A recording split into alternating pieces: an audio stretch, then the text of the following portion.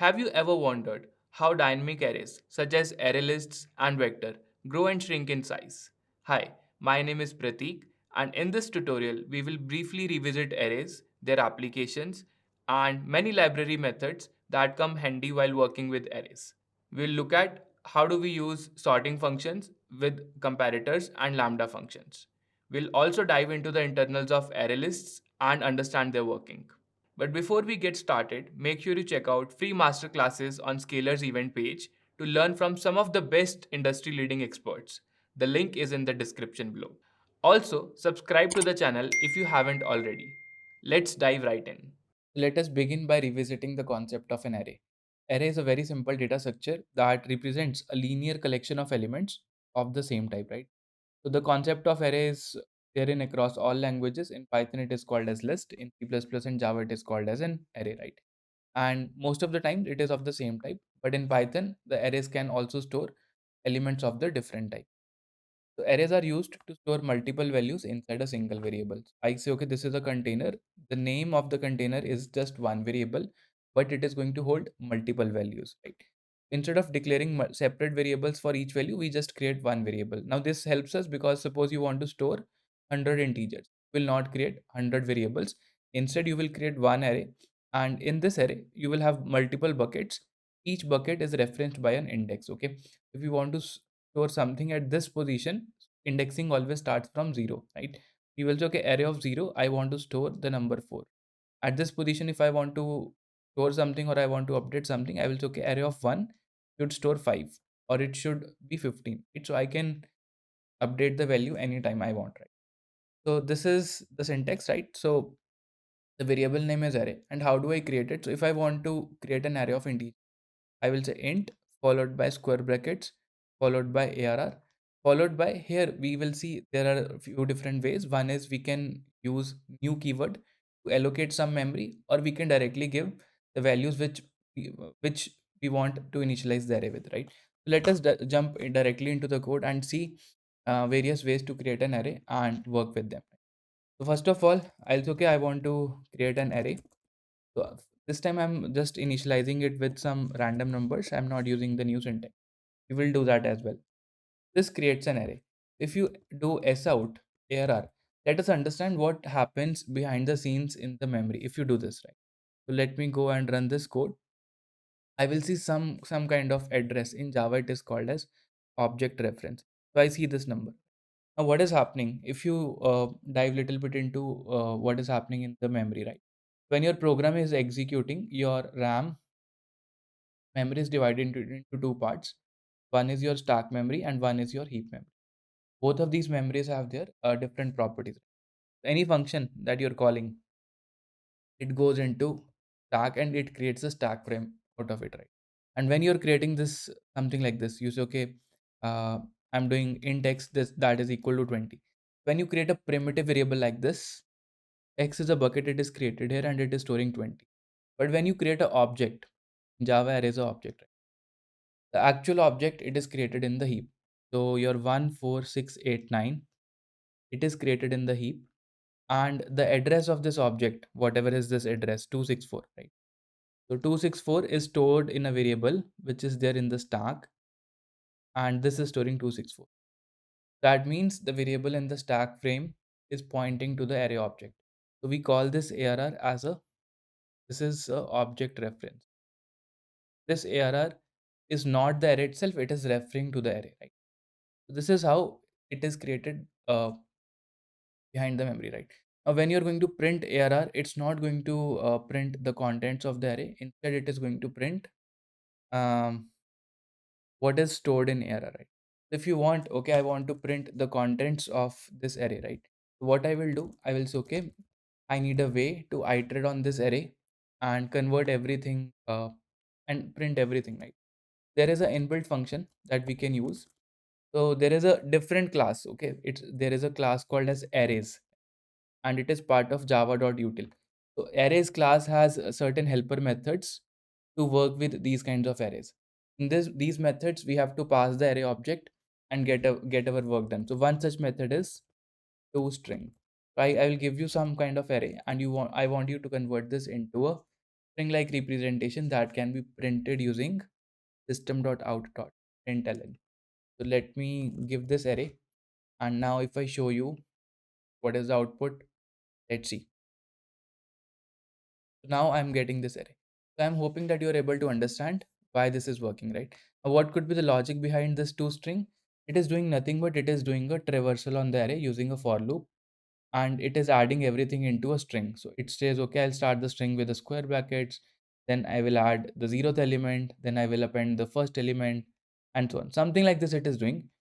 But what is happening? It is simply iterating over the array. So if I talk about how much time it will of course take order of n time to iterate over all the elements of the array. Okay, so let us look at one more method in this array. So let me create one more array. Let me call it as some array. Let me call it as array2. This is equal to new int. I'm saying, okay, let me create an array. This time I'm not going to define you the give you the data, but I'm simply giving you size of the array. That okay, I want an array that should be able to hold 10 numbers. One thing you can do is you can manually initialize every index. You can say array of 0 should be 8, or let's say I want to fill 5 in every position, right? One way is you put a loop and update every index, right? Or you read input that we will see very soon. But there is one more method if you want to initialize an array with a particular number. So that method is called as arrays dot fill. Look at this. There is a fill method, and you can say, okay, I want to fill this array with a number that is 12. So you need to pass the array object, that is array2, and maybe the value that you want to fill. Maybe I want to fill with the number 13. Now if I show you the output, I can say sout uh, array2, but I have to first convert it into a string so that I can print it. Arrays dot to string, that is array2. Let me print the second array. Can you guess what the output would be? The first element would be 8, which I have overwritten. Okay, so this is updating the 0th element, and rest all the elements will be 13. This is what we are getting, right? The fill method is going to fill this array with 13 at each position, and so on. And first 0th index I am updating as 8. So I get 8 followed by all 13s. That is another method present in arrays class. Okay. Arrays.toString, arrays.fill. One more method that is coming into my mind. It is very popular. We need it often. This method is called as arrays.sort. That is also present in this arrays class. So I can say, okay, let me sort this array. I want to put all these numbers into ascending order. So I say 1, 14, 81. So I just randomize the numbers so that after sorting, I can see they're actually in the sorted order. Right? If I run this code now, you will see this array, it's going to be in the sorted order.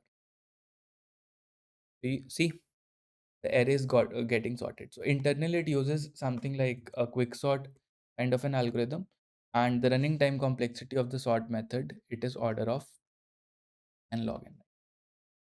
Okay, so this is something that you should. Okay, so let us look at one more fundamental thing in arrays, that is traversal. So there are two ways to traverse the array. One is that I can find out the length of the array, and then I can go over every index. If I talk about this array, I know there are 5 elements. So the indices are 0, 1, 2, 3, 4. So array object has a property called as length. So if I say, okay, I want to see the length of the array. So sout array length. I can say this is given by length attribute of the array object. I can say array dot length. This will give me, okay, this particular array has 5 elements. So, and if I have to iterate, I can say, okay, for I equal to 0, the index starting from 0, I less than array dot length, I plus plus, and what I will do, I will say sout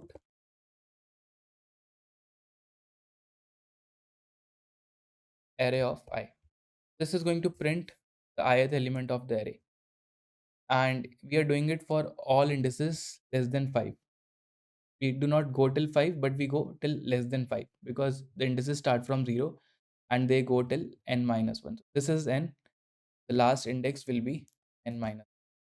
The other way is you can also use enhanced for loop, also known as for each loop, right? So you can say, okay, for every integer x that is present in this array, I want to print that x. In this case, x is not your um index, but x is the value that is contained in this array. So if it is like 1, 6, 9, 14, and 81. So in the first iteration, x will take the value 1. The next iteration, it will take the value 6. Then it will take the value 9. Then it will take 14. And then it will take 81. If I simply print the value of x, it will again give me the contents of. These are two ways to iterate on the array. Right? So if you want to iterate on some part of the array, better go with the for loop. If you know that, okay, I want to iterate over all the values, then the for each loop is a more simpler syntax. Okay, but the first loop is more powerful because you can start at any point, start at any index, and you can stop at any index. So let's run this code and see that we are able to iterate on this. Okay, so we can see we are able to iterate 1, 6, 9, 14, and 81. This is coming from the for loop, and 1, 6, 9, 14, and 81. This is coming from the for each loop that we have written. Okay, let us look at another way of building an array. Many problems will require you to reading n numbers and storing them and working with them. So, for example, a very simple use case is we have to read n numbers and we want to print them in reverse. So without storing them, we cannot print them in reverse. That means we will need an array to do it. How do we read n numbers? So it's very simple. First of all, we need a scanner, Java. So scanner is used to scanner object is used to read something from the command. Okay, I can say, okay, first tell me how many numbers are there. The method is called as next. Once you know n, you can say, okay, I'm going to create an array. How do we create an array? Let's say I want an integer array, and I can say this is new. Here I define uh, what is the size of this array. This will create an array of size n. Now I want to read this array. So again, it is pretty simple. I will read the 0th index, first index, second index up to n minus 1th index. It's okay, I less than n, I plus plus. And in every iteration, I can so array of I is going to hold an value that will read from the user. I can say scanner.next. Scanner.nextInt will pick one number from the command, put it in the ith bucket. And once I am done, I want to print them in reverse. Printing is easy. So how do we print it? I can say, okay, I can start from the last index, that is n minus. I can go till the first index, that is 0, I minus. So I just need to reverse the loop that I'm using to iterate over the array. And I can simply iterate in the reverse direction. So system.out.println array of I. Let us go and run this code and see. Suppose I want to read 5 numbers and print them. So let's say the numbers are 10, 20, 30, 40. So you can see I'm able to print 50, 40, 30, 20, 10. So what happened? I created an array of size n. Then I stored numbers. I said, okay, go over index 0 and read one number from the command line. So it read 10. It stored it here. Then I becomes 1. It is reading one number again, scanner.nextInt. The next integer in the line, it is reading, it is storing here, and so on. So 30, 40, 50. Then what I did, I iterated from the last index, which is n minus 1, till 0. In this direction, I iterated and I printed array of I. This will print my array in the reverse order.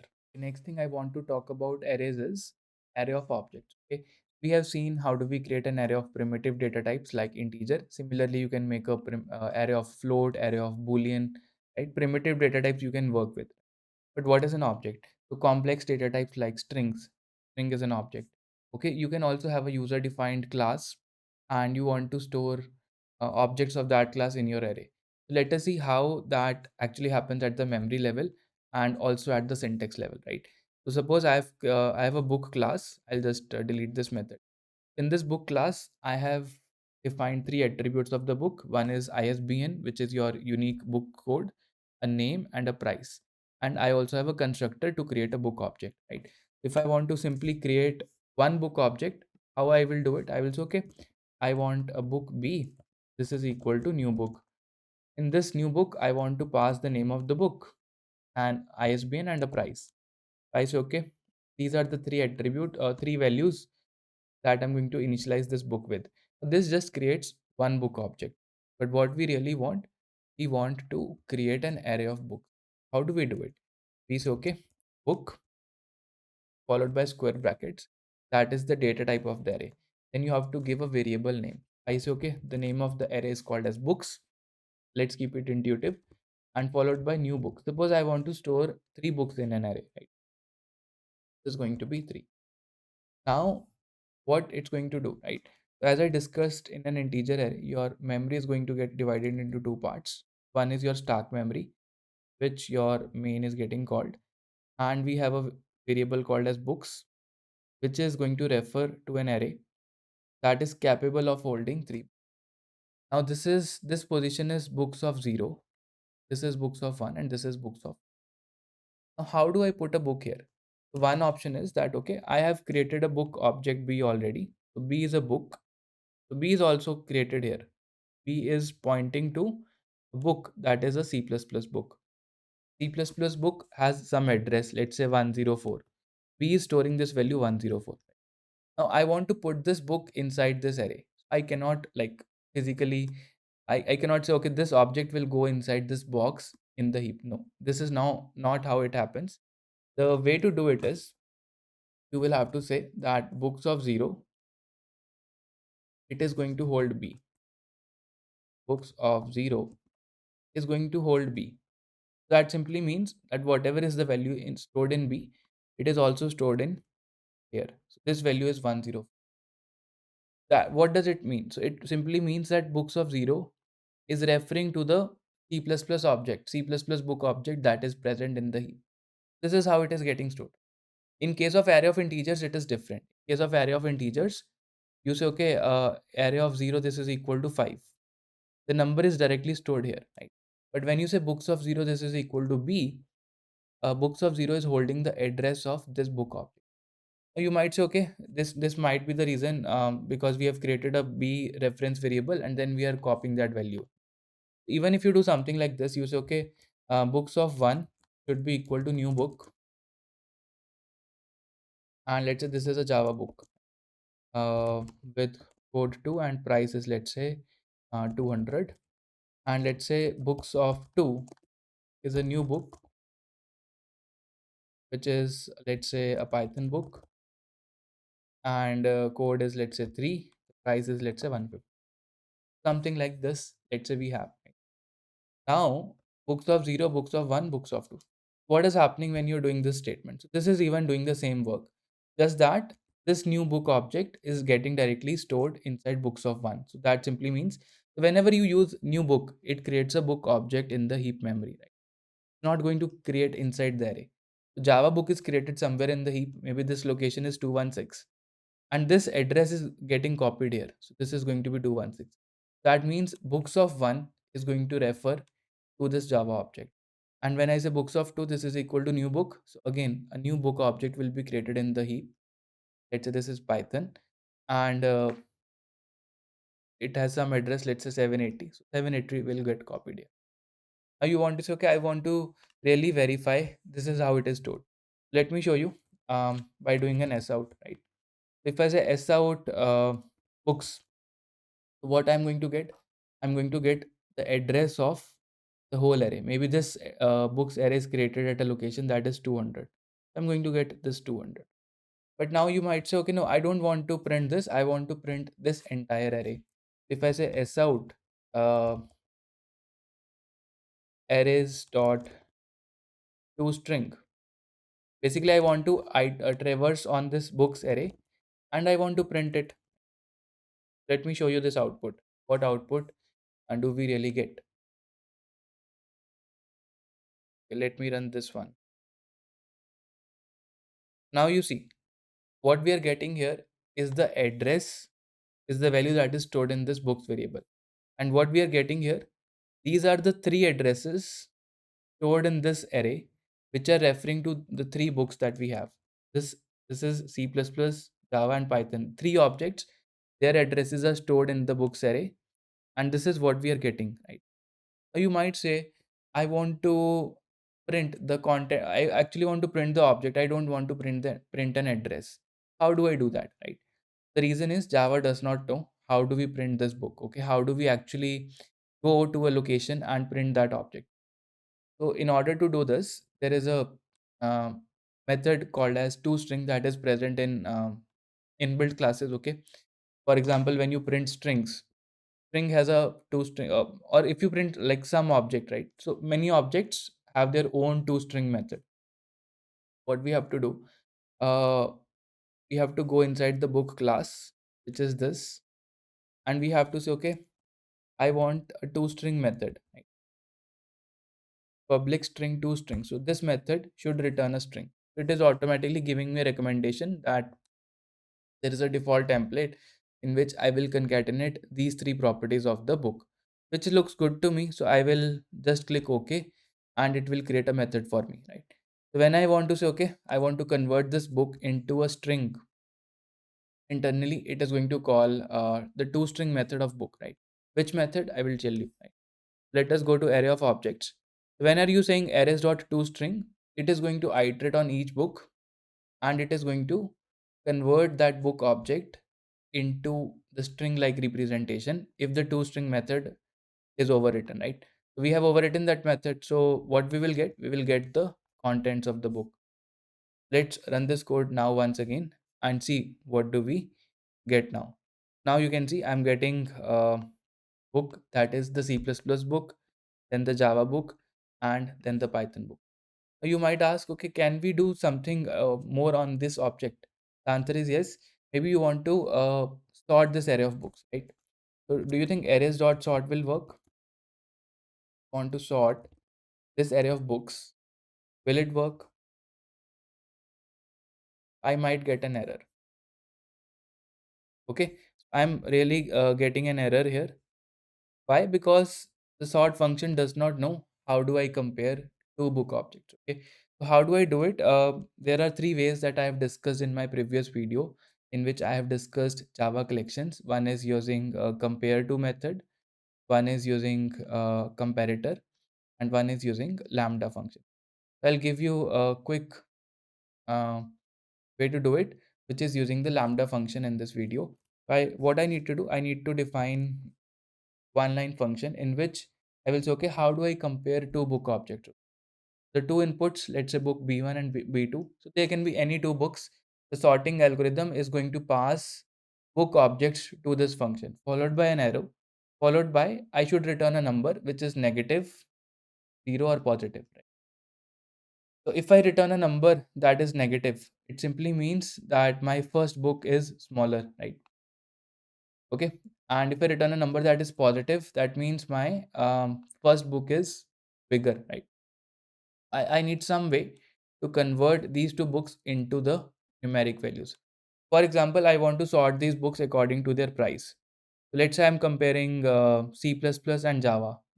If I return 100 minus 150, what does it return? It returns a negative number. That means the C++ book is smaller than the Python book, something like that.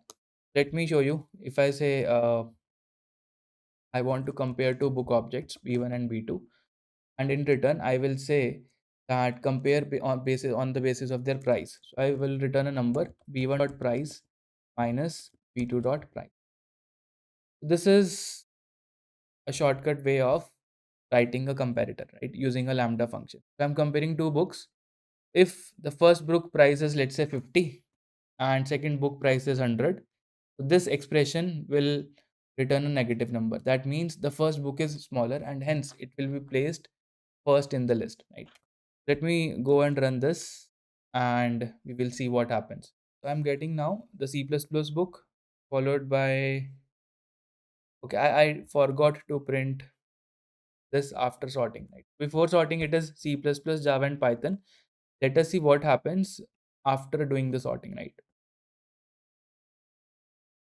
I'm getting C++, the least price, then I'm getting the Python book, which is 150 price, and then I'm getting the Java book, which is having a price of 200. Okay, so I hope you are really understanding how we are doing the comparison, and we can uh, tell the sort function, this is the parameter on which I want to do the sorting, right? If you want to write more complex comparisons like multiple if else conditions, then you have to go with the comparator way of uh, comparing the two books. Okay, so that is how you work with array of objects, and I hope these concepts are clear. Let us move on to the next concept, that is how do we pass arrays to functions and what happens internally in the memory. So let us discuss this concept. For example, let's say I have a variable called as money, which is, let's say I have 100 rupees, and let's say I have a function called as double money, right? So I say, okay, I will get some money and I want to double it. So I can say, okay, money equals to twice of money, and that's it. Now I call this method, I call the method called as double money, and I give it money, right? And now I can say, okay, let me, so let me call it as public void. I'm not going to return anything. Public static void double money. I've just I have a single variable, right? So basically what I'm trying to tell you is I have this money variable. I pass it to a method called as double money, which people might think that it's going to double it. But let's see what do we really get. If I print money here, what do you think? What output you can expect here? Let me go and run this code. The output will be still 100. The money is not going to change. I'm still getting 100. So let us understand what is happening behind the scenes. So this main function created in your stack memory. This is your stack memory. And there is a variable called as money. And when you make a function call, another function is called, that is your double money. And in this function, you have another variable called as money. It exists in a different scope, in a different part of the memory. This money was 100. So when you call this function, this money is getting copied here, right? Copy, right? Passed by value. The value that is here, it is getting passed here. We are passing this value 100, and here you say money equal to twice of money. You say, okay, I'll make it double. I will make it 200. Now this function call is over. It does not return anything. This stack frame is destroyed, and you are back here. Now when you print this money, what you are going to get? You are going to get just 100. Now let us repeat this experiment in a case, instead of having one variable, let's have a array object. So I say, okay, I have uh, multiple friends and they have some money, right? So I say friends money. It's a integer array, and let's say a friend has 100, 200, and 300, and I create one more function called double money, which is going to accept a money array or friends money, right? Whatever you want to call it as. In this case, I iterate over this array for int I equal to 0, I less than money dot length I plus plus, and I say money of I should be twice of money of, and again I do not do anything, right? I do not return anything. Now I again call this function, I call double money, and I give friends money, which is an array, right? Now what do you think? Will my array get doubled? Will my money in this array, will it get doubled? The answer is yes, it will. So let us see how and why it's going to happen. So if I print friends money, and if I show you the output now, okay, I have to use the method arrays dot toString so that I can actually print the contents of the array. So code java.util.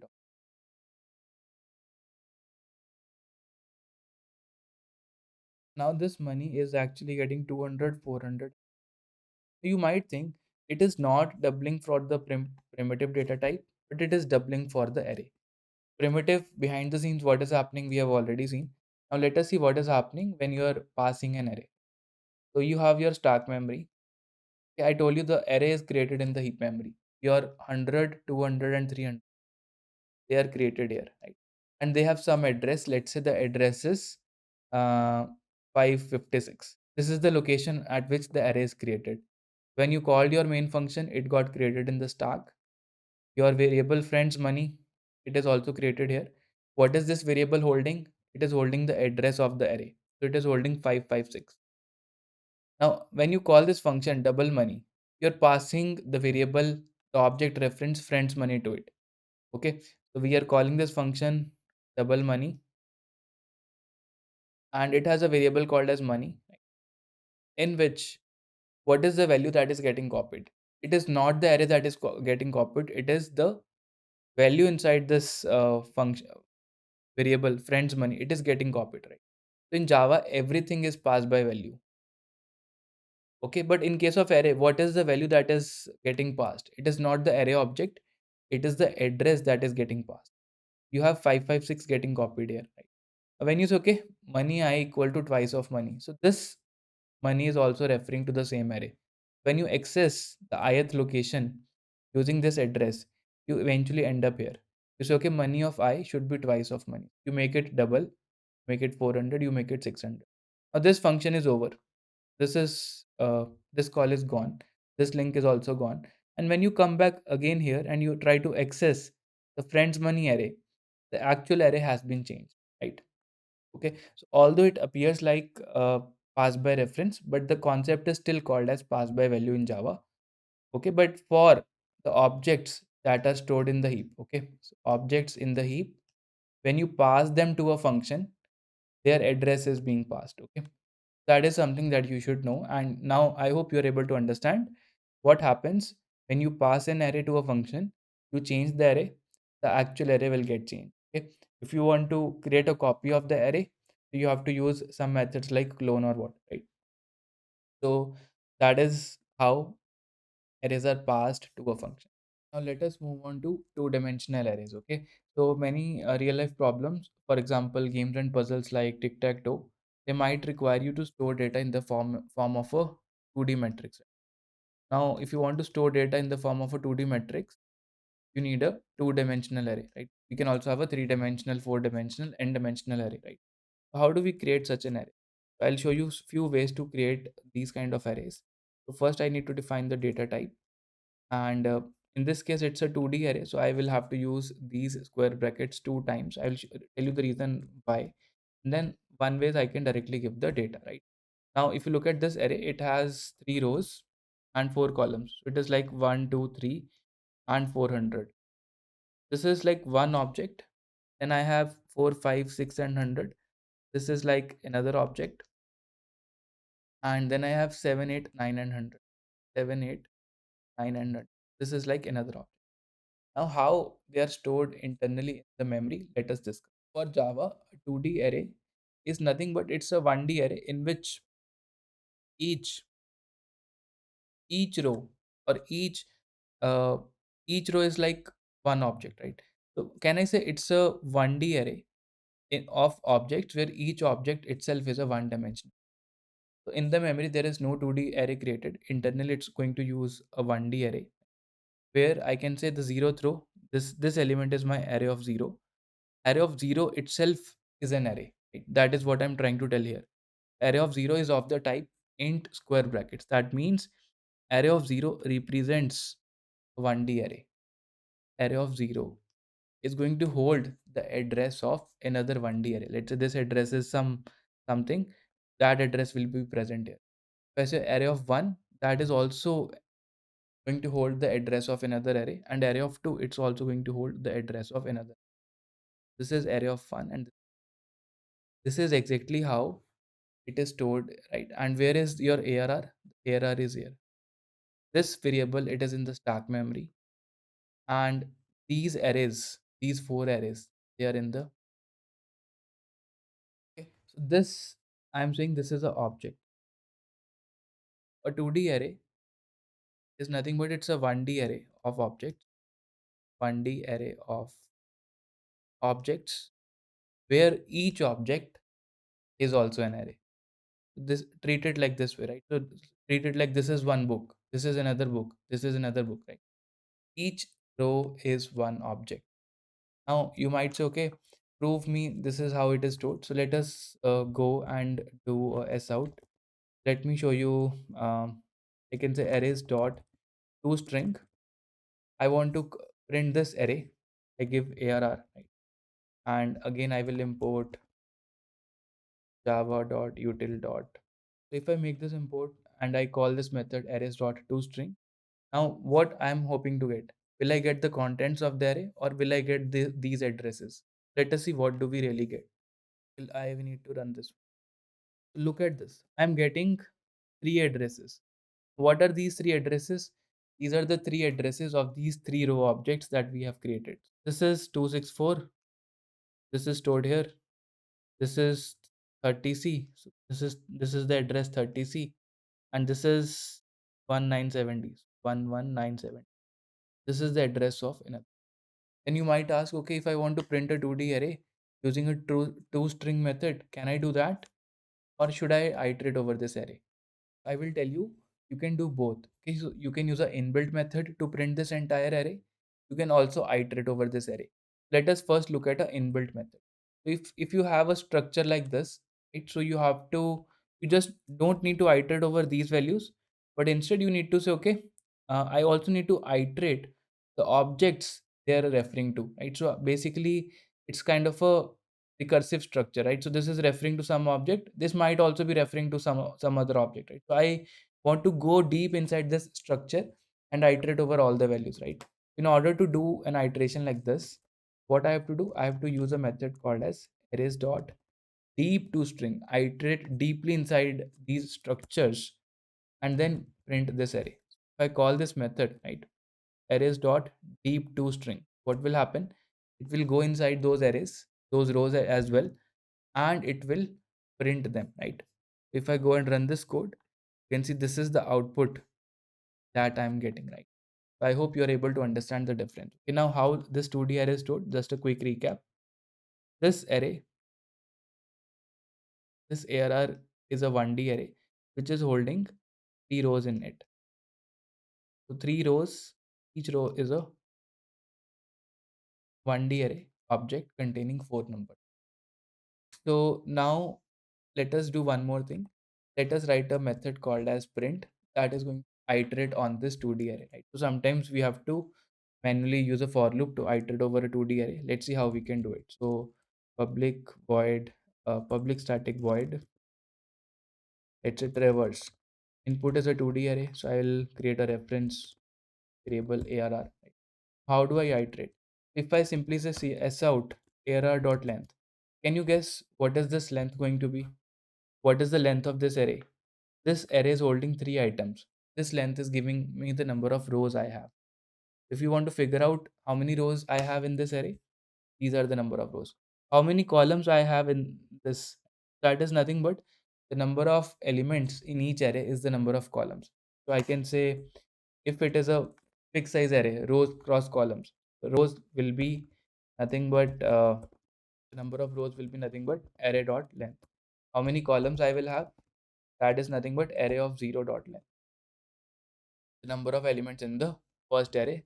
If this is same across like all the arrays, the number of columns I know, right? So how do I iterate? Iteration is pretty easy. I can say I equal to 0, I less than the number of rows, I plus plus, and then I can say okay for j equal to 0, j less than the number of columns, j plus plus, s out array of ij. So let's see what does it really mean. So if I have an array like this, let's say 1 2 3 4 5 6 7 8 9. This is one object, another object, this is another object. Array of 0, right? I iterate over rows. I is 0, so array of 0 is fixed. If I go over 0 1 2, these are the row numbers. For each row number I say okay, iterate over the columns. Array of I gives me this, then using this j gives me the column. So array of 0 0 gives me 1, array of 0 1 gives me 2, array of 0 2 gives me this number. So j is going along this direction, I is changing across rows, right? So what I'm going over each ith object, and then I'm using a j to traverse the elements of that particular row. This is how we generally do the traversal, right? You can also do it other way around. So I'm iterating across the rows. You can also iterate across the columns by changing the order of these. Okay, if I show you the output, I'll say, okay, I'm going to print them in the same line, and after my row is finished, I'm going to give a new line. So I can say s out print ln. So now if I call this method, that is going to be traverse, and I give this array, I will see an output which looks like a 2D array. Right? Let us go and run this code, and you can see it. So I'm able to iterate over all the rows, and for each row, I'm able to iterate over all the columns of that particular row, or all the numbers in that particular. So I hope traversal is clear to you.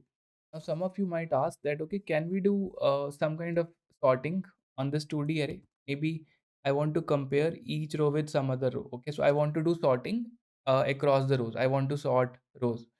And you might have a different criteria. You might say, okay, I want to sort on the basis of first element, or I might want to consider the sum of all elements, right?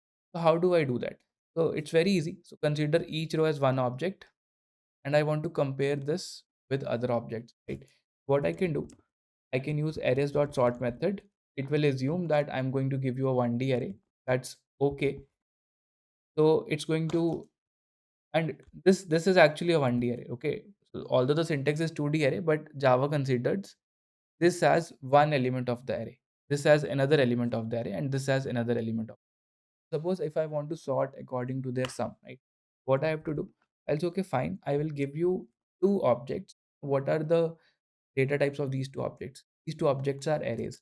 I have int square brackets object 1, int square brackets object 2, and in return I want to get their sum. So I can say, okay, I can create some method called as get sum, int public static int get sum. Given a 1D array, I want to find the sum of that array. I give some array, I want to find the sum of that. I want to sort these rows according to their sum. So basically, the row which has a higher sum should come at the end of this array. How do I do it?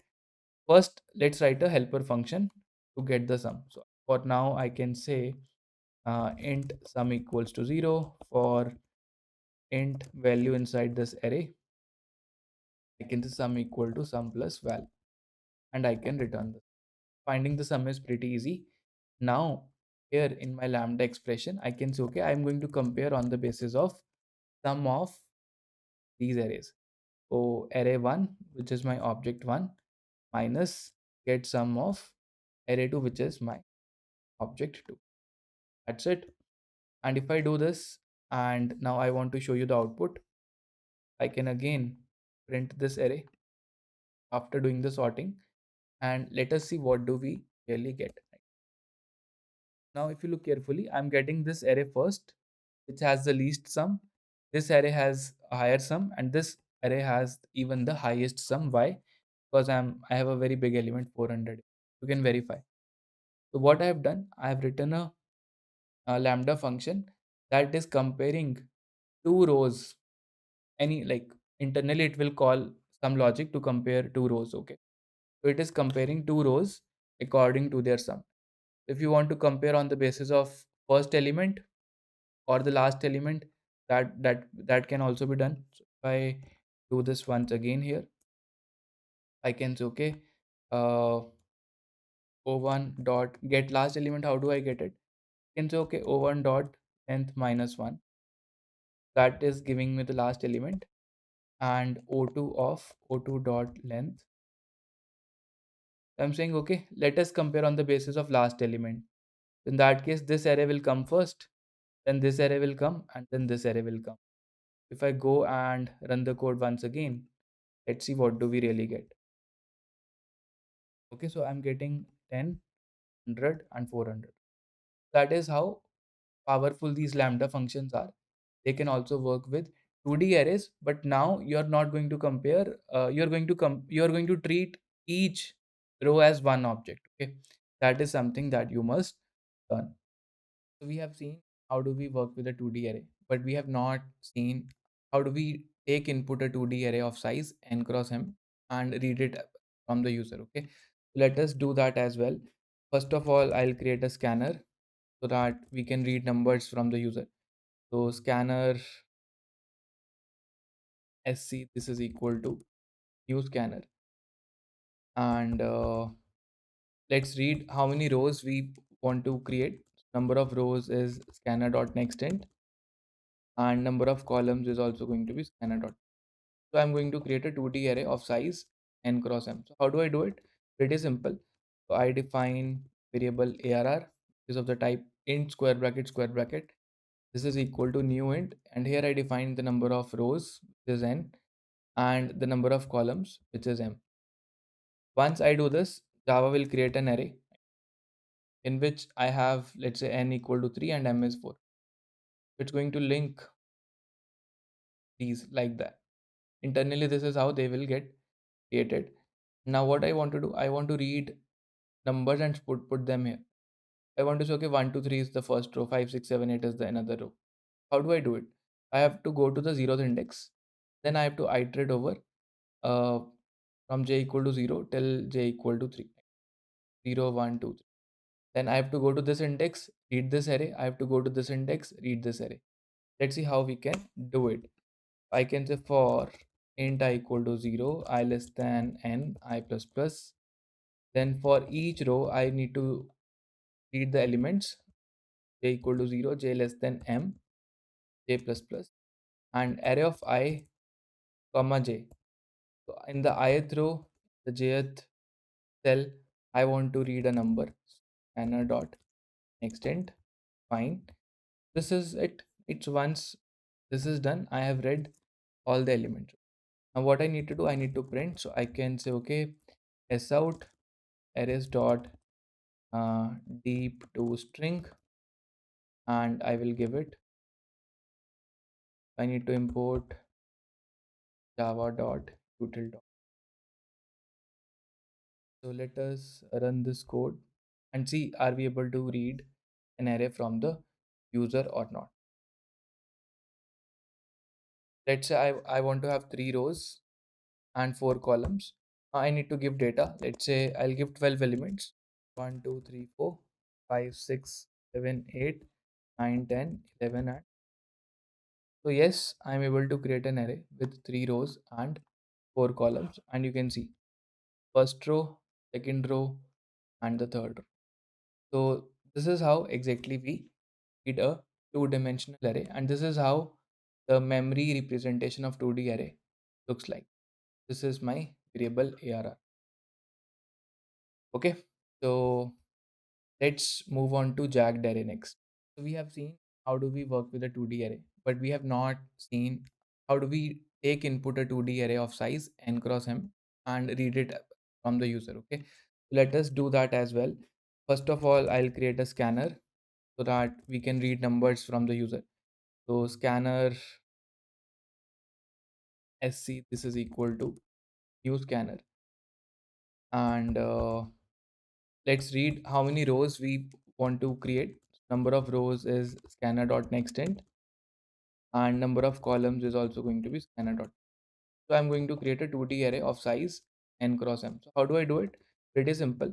So I define variable arr, which is of the type int square bracket square bracket. This is equal to new int, and here I define the number of rows, which is n, and the number of columns, which is m. Once I do this, Java will create an array in which I have, let's say, n equal to 3 and m is 4. It's going to link these like that.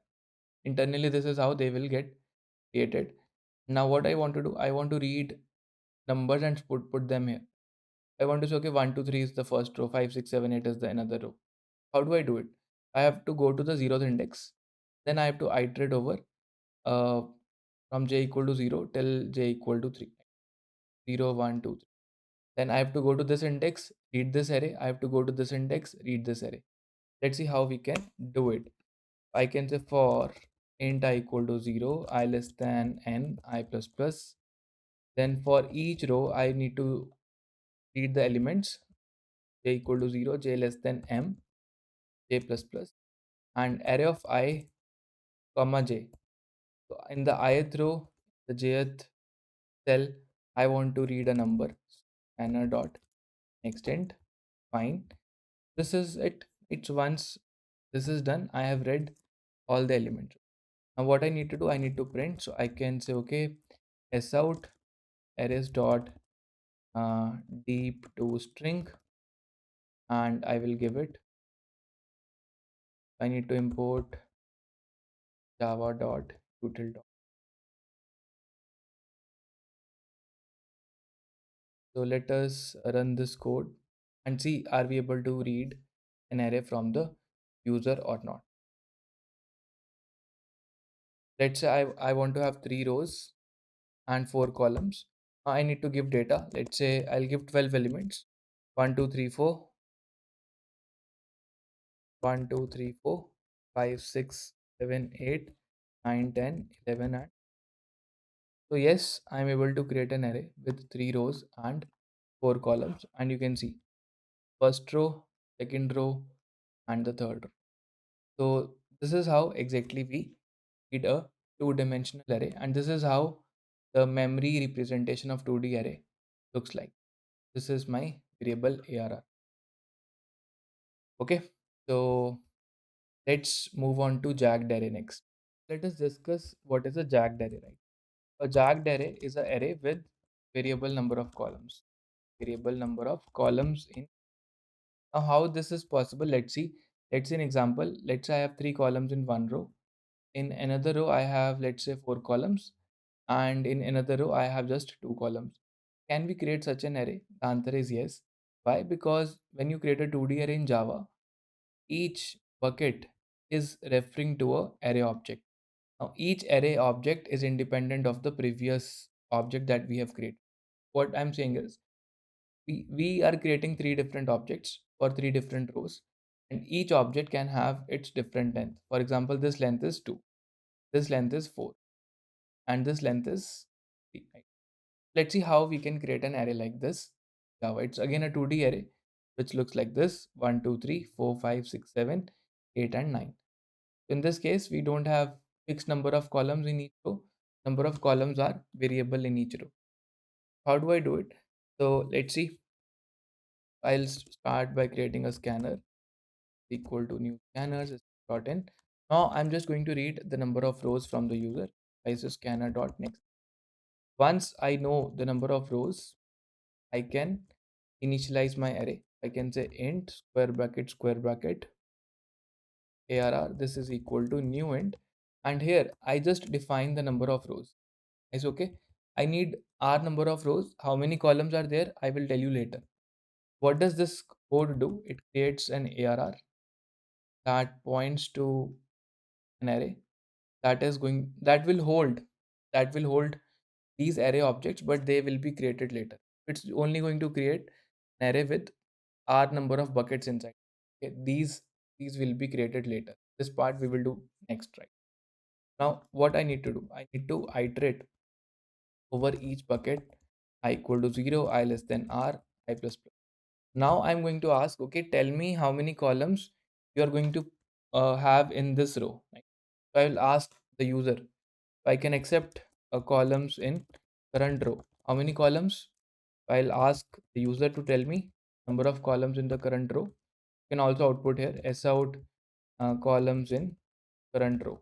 You tell me how many columns will have in the current row, and then you can say s out data in the current row. Maybe if I say I have 3 columns, then I will run a loop 3 times to read those numbers. So I'll say okay, for int I equal or int j equal to 0, j less than um, columns in the current row, j plus plus. Now the thing is, where should I store this data? This array object is not yet created. First, I have to create an array object here in which I should be able to store data. How do I do it? I said fine, this array of I is this bucket. It should point to a new 1D array in which I can hold these many numbers that is equal to columns in the current. So this line of code will actually create this array, and suppose this address is now 702, so this is stored here 7, and this link is established.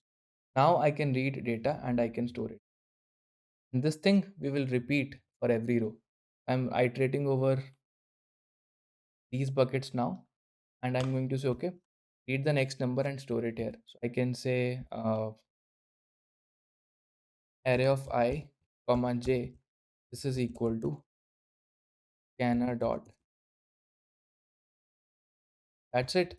And in the next iteration, we move on to the next row and we do the same work. And we ask how many columns you have in the next row. It says, okay, I have 4 columns. I create an array of size 4 and I link it here using this line. And then I again read it. Okay, I read these. Let me show you by running this code that we can actually create a jagged array. Sout arrays dot uh, deep to string, and I can give array here. And again, I have to import java.util.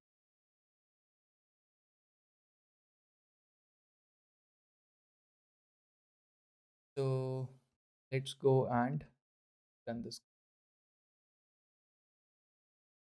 Okay, I want to create an array with 3 rows. Now I have to tell me how many columns in the current row. I say, okay, 4 columns. And then I have to tell me what are the 4 numbers in that. So let's say 1, 2, 3, 4. Then in the next row, how many columns? Maybe just 3 columns. And the numbers are 7, 8, 9. Then in the next row, let's say 2 columns. The numbers are, let's say, 10 and 20. What do I see? I see a jagged array. 4 columns, 3 columns, and 2 columns. This is how we can create a array in which every row has variable number of elements, and this is called as a jagged array. Now we are going to look at dynamic arrays. So far the arrays we have created, they had a fixed size. Once you create an array of size n, you cannot add more than n elements into it.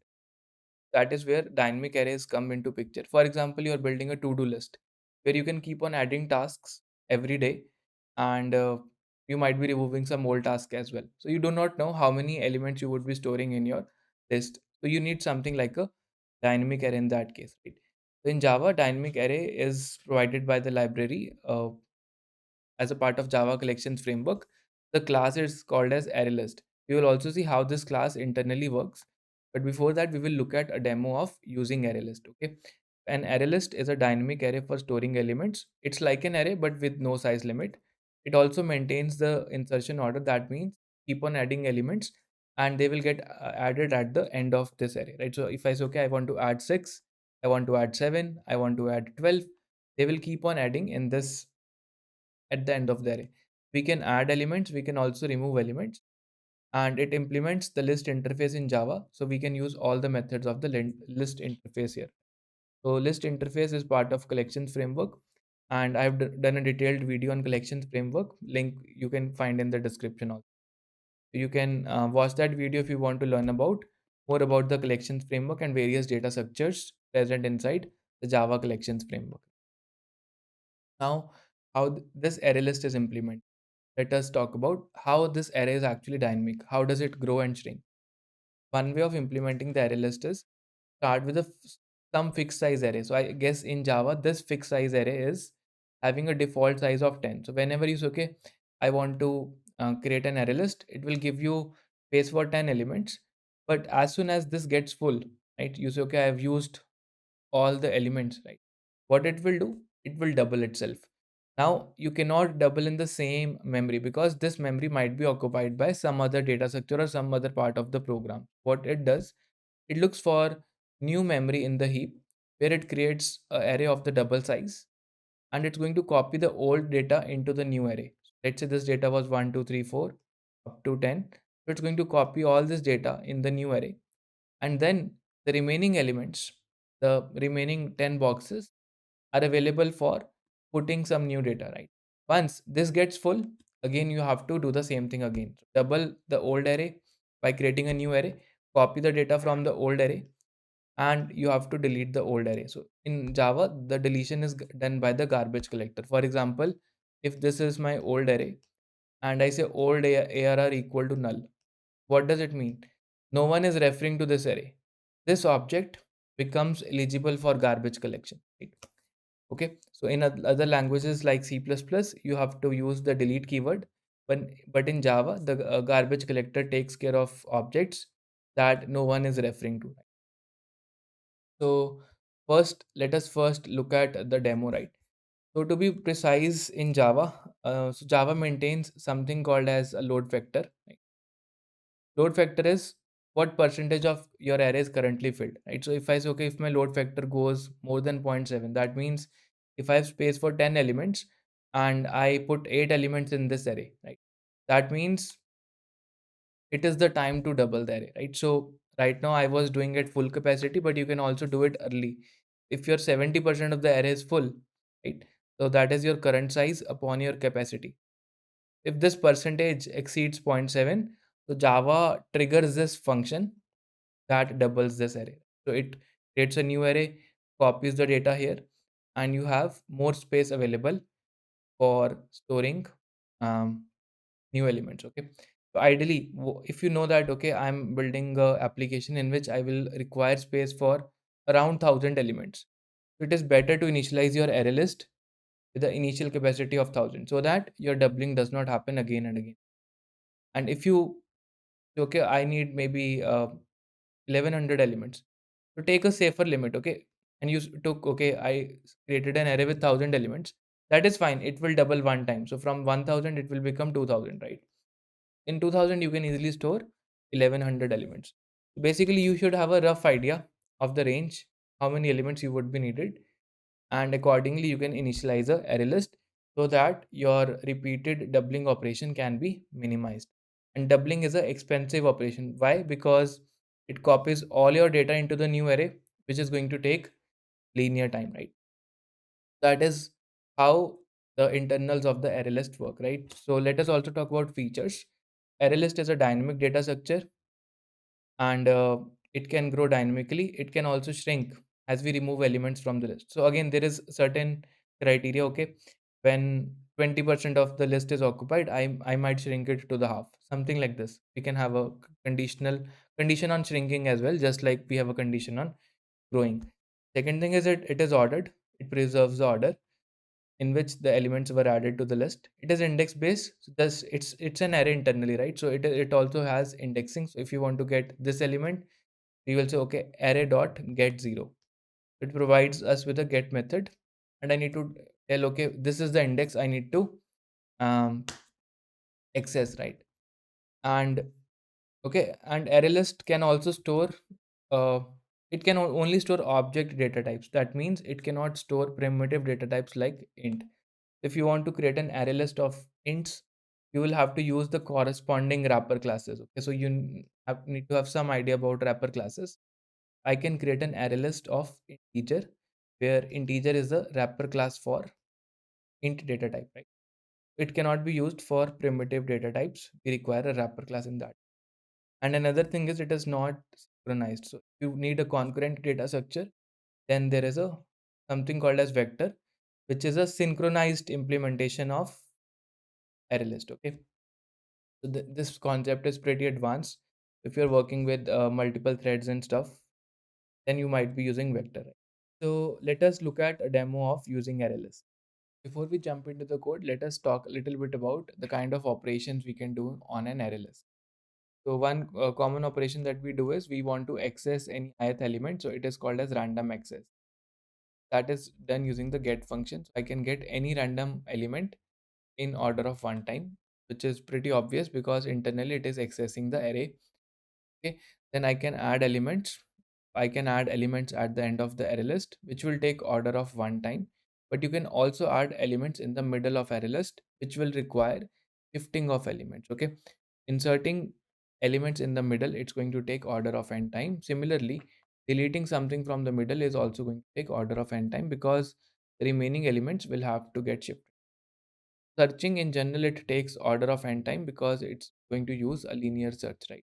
But if you have a sorted array list, you can use your own binary search method, or you can use collections.binary search method to search in order of log n, in order of log n time if your array list is sorted. Okay. So how do we create an array list? It's a predefined class in Java collections. I can say, okay, array list of a following type, followed by name of the variable, followed by new array list. And this will create an array list with the default size. Default size in Java it is 10, right? For example, an array list of strings can be created like this, and it does not work with primitive data types. Okay, so I told you that you have to use wrapper classes. So you will have to say array list of integer. If you say array list of int, it will not work. So you will have to say array list of integer, right? This is equal to new array list. That is how you will create a array list object in Java. Next thing is you can also give some default size. So basically the ArrayList class has three constructors.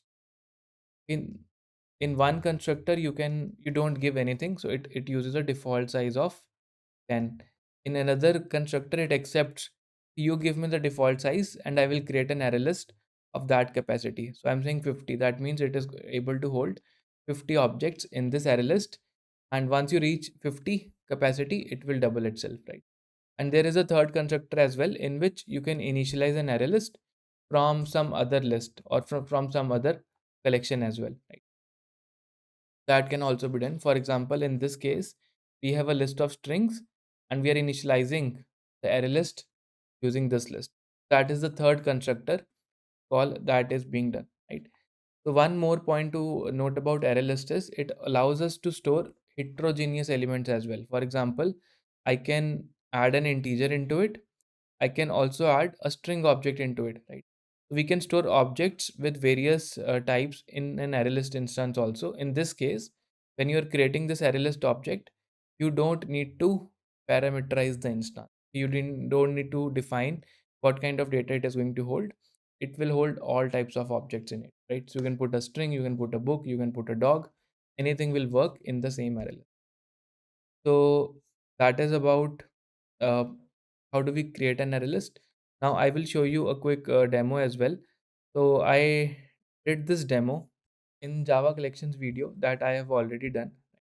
So I have shown you that you can create an array list. So the first four lines, if I show you, we are creating an array list in which we have not defined the data type. Then we are pushing an integer. Then we are adding a string, and then we are going to print it. Let me just run this code and let me show you the output. I need to run this.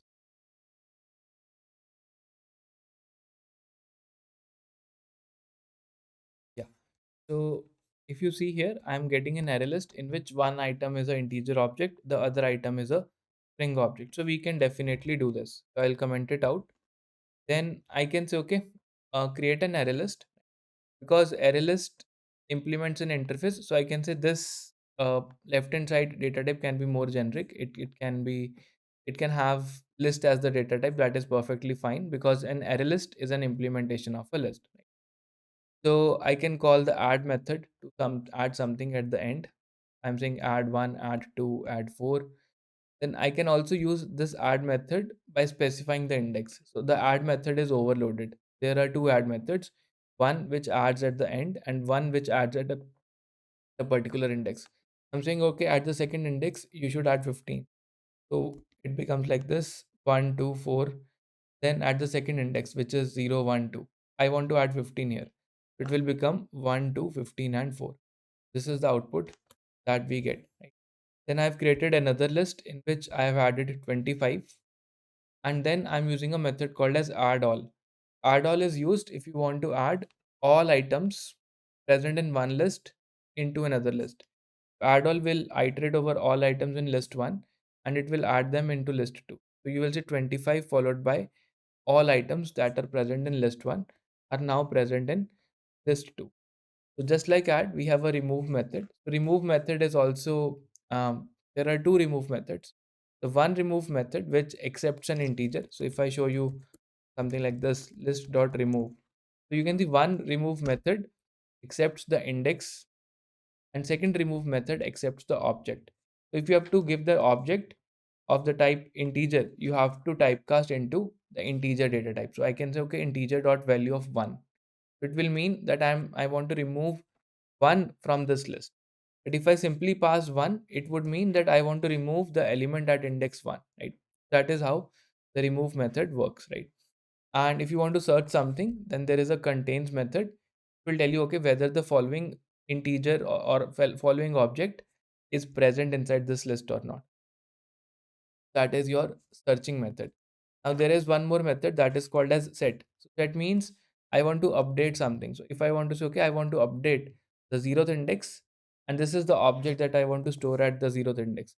If I do this, you will see at the zeroth index, instead of 25, now the new element that I have stored, it's going to be 50. And apart from it, we can iterate over the list. So list dot size gives me how many elements are there, right? Not the capacity, but how many elements are currently present. That will give me, and I can use the get function to get the ith element from this list. That is one way of iterating over an array list. You can also use a for each loop if you want to iterate over the entire list. And third way is you can also create an iterator object, and while iterator dot has next. So has next tells me whether the next element is present in the list or not. While it has elements, keep on iterating and you access the next element using the next method. So that is another way of iterating over the array list.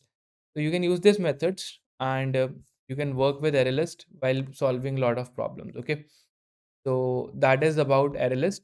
And if needed, you can also refer the Java Oracle docs to go in more details of these methods. Now let us come to the final part of this tutorial. So far you have worked with arrays, you have worked with ArrayList, and now I want to show you if you want to build your own dynamic array class. Okay, just for your better understanding of ArrayList. Suppose you are asked to implement an ArrayList at your own, how you would do it. What we want to do, we want to implement a class called as dynamic array. What thing we learned? First thing is it internally uses an array. That means one data member of this class would be an array. And this array would have some size also. We will say, okay, it has some default capacity, right? This capacity can be provided by the user, or it can have some default value as well. So we will look at that, right? And then if you start putting elements, start adding in elements in this array, you also need to maintain how much array is full. So maybe the current size is 3, right? So 0, 1, 2. If a next element comes, can I insert it at the current size index? Can I insert it at the third index? Yes. I will insert it at the third index. Let's say the element is 4, and I will increment the current size, right? So it is clear that I need one data member that is array, one data member that is current size, one data member that is capacity, and maybe one constant where in which is going to store how much should be my default capacity, right? So that I can call it as default. So by default, the capacity of this array should be. So let us create these data members. I've created an array, right? I've created a capacity. I've created current size, and I've created a default for which the value is 10. Now, user says, okay, I want to create a new dynamic array object. How you're going to initialize these variables, okay? So suppose I do not give you any default capacity. I will need a constructor, right? And in the constructor, what I will do, I will initialize my array equal to the default size, okay, a default of size 10. I will say, okay, the capacity variable is also equal to default, right? Why I need this capacity? Because capacity can keep on changing. If 10 size 10 gets full, I will make it 20. If 20 gets full, I will make it 40. So the capacity will keep on doubling, and current size, that is going to be 0, right? Because I have not added anything. But suppose if the user says, okay, no, I'm going to give you the default size of the array, then how do I do it? In the constructor, I will accept, okay, you tell me the capacity.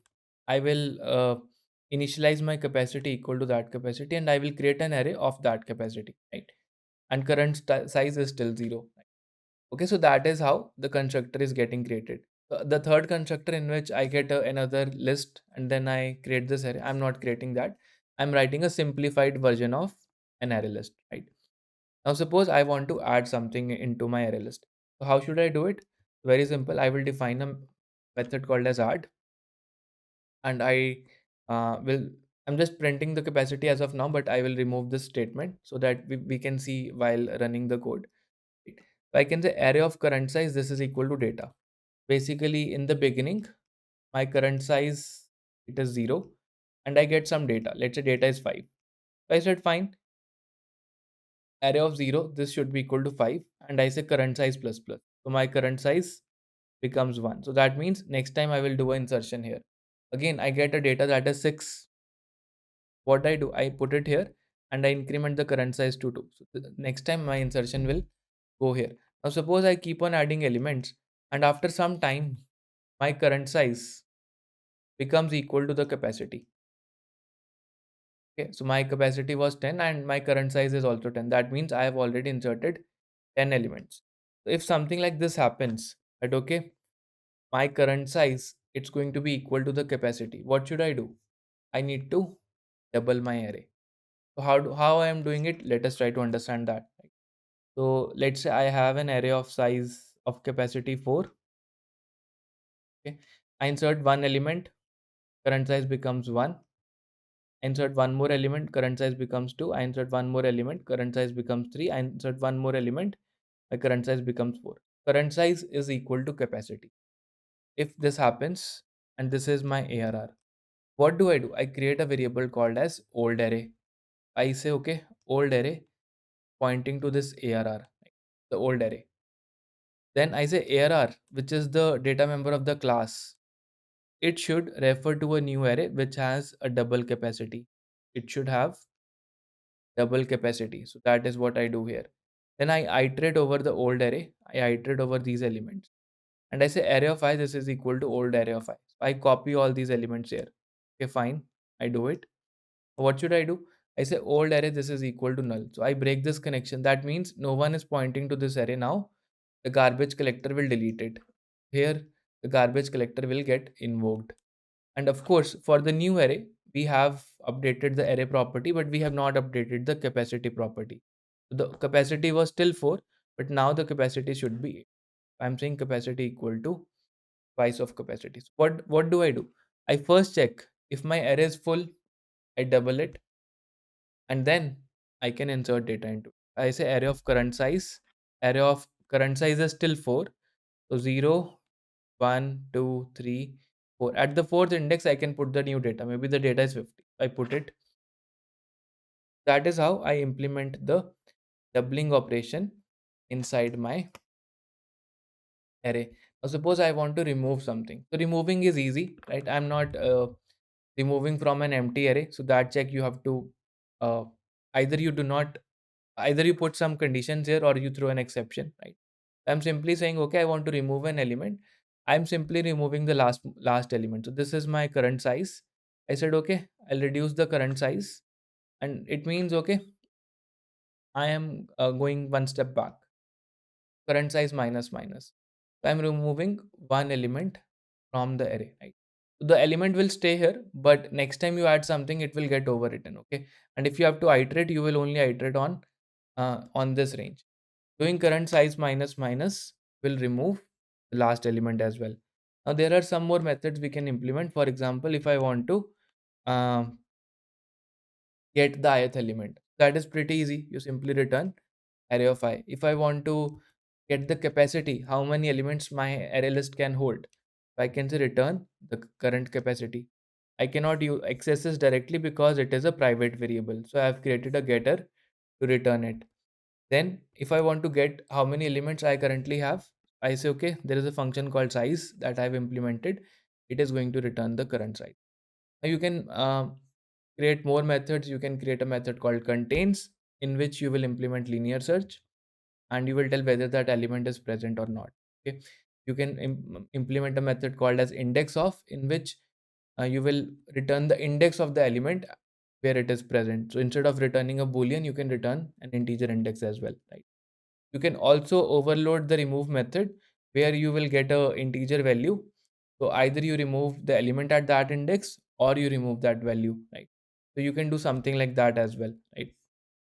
So the internal implementation is bit more, I would say it's more robust, it is more powerful. But this implementation we did so that you get an idea how the doubling operation in an array list is actually working. Okay, how things are happening behind the scenes. Now let us test our class by creating a dynamic array object. Okay, my class that I have defined, it is called as dynamic array. I can say dynamic array da, this is equal to dynamic array, and I want to use some methods inside it. Now let me say default size is 5 instead of 10, so default capacity is 5. Da dot add 1.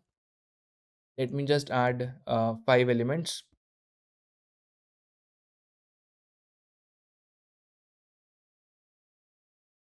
Let me say 1, 2, 3, 4, 5. Now at this point I want to see what is the size of the array and what is the capacity of the array. Let us see. Sout da dot size and sout da dot capacity. Both should be 5 at this moment, but as soon as I insert the sixth element, the size should be 6 and the capacity should be okay, so both are 5 at this moment. Let me insert one more element. Let me say da dot add 6. And now if I add this element, you will see the doubling operation will get triggered, right? That means the capacity should be now 10, the size should be 6. Yes, that is happening, right? So your array of size 5, it got full, and as soon you add sixth element, it doubled itself. That doubling thing is happening, right? You can see here. Now I can also say, okay, I want to add 7. I want to remove the last element, and then I want to add 8. That means I added 7, I removed one element, I added 8. So 7 will get overwritten by 8. And if I want to iterate on this array and see it, what all elements are there. So I can say for int I equal to 0, I less than n. What is n? The number of basically da dot size, the number of elements present, I plus plus, and I can say s out. I want to get the ith element. So I can say da dot get ith element. I want to show them in a straight line. I'll do s out here and like this. So you can see like 1, 2, 3, 4, 5, 6, 7, 8. Now you can also implement a method called as toString, which will simply iterate over the array and join all these numbers inside a string. So you can use the toString method also to print your dynamic array, right? So instead of traversing, you can give this as a method inside the dynamic array class as well. So that's all for the video. I hope you were able to understand arrays really well. If you found the video helpful, like the video, share it with your friends, and hit the subscribe button. Also, press the bell icon so that you never miss an update from us. I will see you next time.